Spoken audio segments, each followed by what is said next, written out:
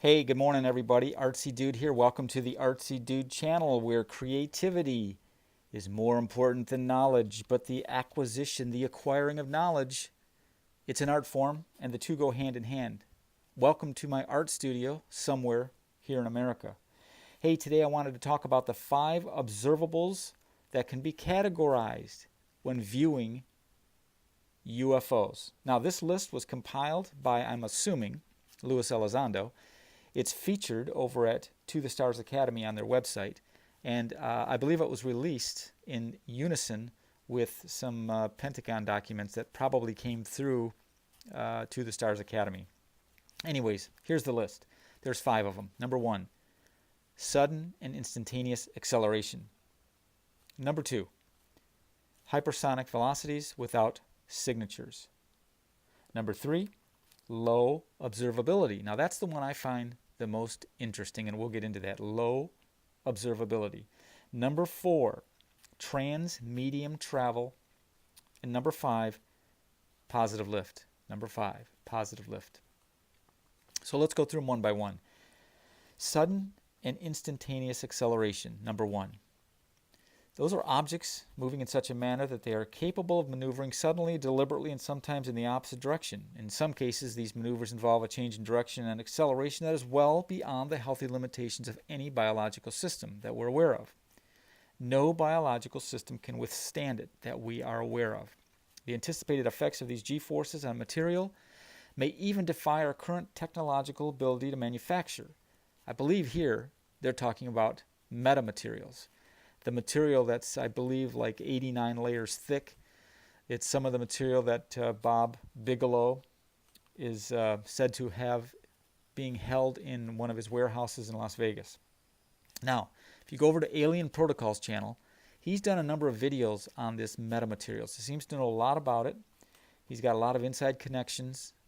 He knows a lot of the tech people, and he's made some great observations, and I think he's knows a lot about it. So go over and check out Alien Protocol's channel. And he's also got that grassroots movement for disclosure, which I believe in so much. I wish people would go over there and join up, because it's about the people, and the people will make this happen. So that's that metamaterial. Go see Alien Protocols for that. So number 2, let's get into number 2. Hypersonic velocities without signatures. Objects that are traveling well above supersonic speeds and yet leave no obvious signatures behind. Specific signatures normally include acoustic, heat, and electromagnetic, and are traditionally recognized as a sonic boom, vapor contrails, and atmospheric ionization. Currently, even the world's most advanced military and reconnaissance aircraft have detectable signatures. Okay, those are the ones that we know of.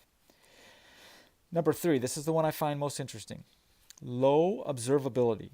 Regardless if the object is being viewed electro-optically, electromagnetically, or through the naked eye, the inability to gain a clear target picture remains elusive. Descriptions by witnesses are often difficult to describe, while radar returns often come back nonsensical or even jammed. Objects generally appear opaque and semi-metallic in nature, both on camera and live. In many cases, it is nearly impossible to actually see the object, and instead, reports often include what is seen around the object. 3 witnesses can be viewing the same UFO and come back with 3 different reports on what they've seen. That's what I find amazing. And here's the other reason I find amazing. How many times have we heard, isn't there one clear, definitive picture of a UFO during daylight hours, with all of the people carrying cell phones? Everyone and their brother carries a cell phone, and yet every time we see a UFO, it's fuzzy, blurry, or the camera's moving around, it's all jiggly. We can't see anything.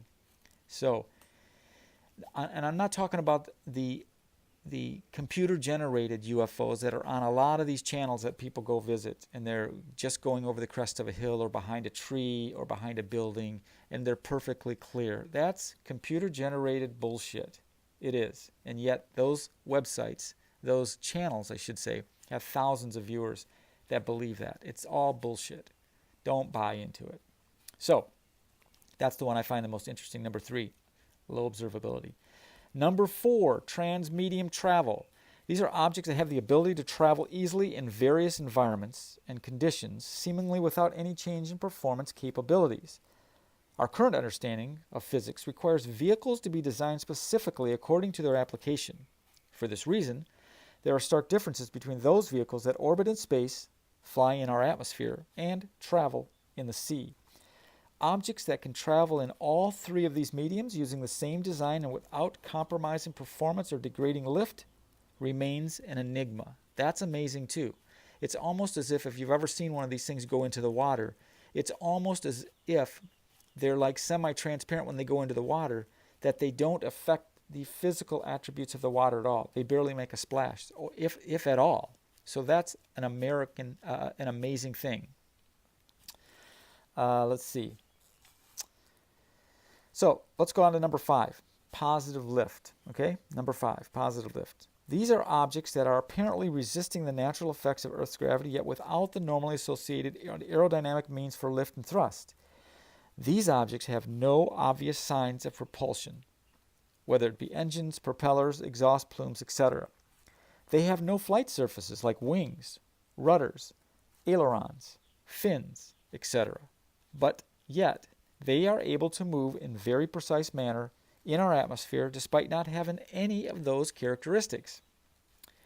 To the Stars Academy concludes, when you see these 5 observables all together, then we are forced to scratch our head and to come to the conclusion that maybe we don't know what these things are. We need more data and comprehensive research to do our best to understand what we are seeing. So that's it, the 5 observables, the 5 categories when observing UFOs. The list again is over at To the Stars Academy. I assume that it's put together by Luis Elizondo, but it's an amazing list and it'll really make you think. Go over and check it out. I'm sure it's posted at other places by now, and there's probably other people doing videos on this. I just found it interesting. I wanted to get it out there. Let me know what you think, okay?